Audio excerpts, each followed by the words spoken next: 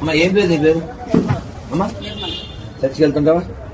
ఎవరు మీ పాస్టర్ గారు? అమ్మా అమ్మా అమ్మా మీరు నెలకి ఎన్నిసార్లు వెళ్తారు చర్చికి? వారం వారం ఆదివారం ఆదివారం. మీకు ఎంతమంది అమ్మ పిల్లలు?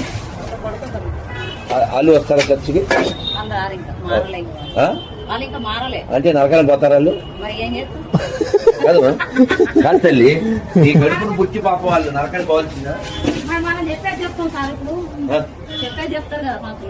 అవునమ్మా, ఇప్పుడు చెప్పడమే నా ధర్మం, వినకపోతే వాళ్ళ కర్మం. ఇప్పుడైతే యేసుని నమ్మకపోతే నరకం అంటావా?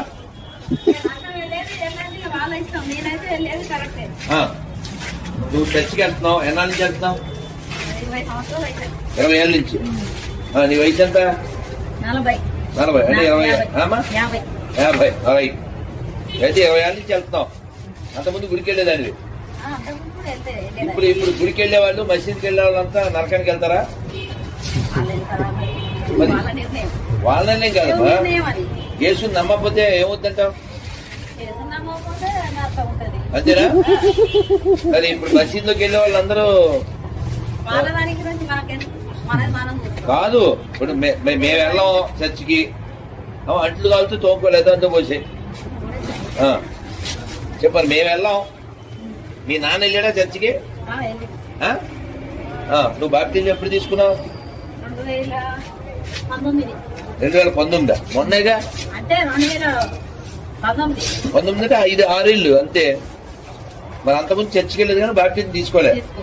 అంటే బాప్టిజం తీసుకోకపోతే ఇంక అంత నరకమే. ఇప్పుడు మరి గాంధీ తాత బాప్టిజం తీసుకోలేదు, అంబేద్కర్ తీసుకోలేదు, సుభాష్ చంద్రబోస్ తీసుకోలేదు, నా తాత తీసుకోలేదు. నా నిర్ణయం కాదు, పర్లేదంటావా? కాదు మా, ఇప్పుడు యేసుని నమ్మినా పర్వాలేదా, నమ్మపోయినా పర్వాలేదా? నమ్మకపోతే ఏమవుతుంది? అంతేనా? అదే గాంధీ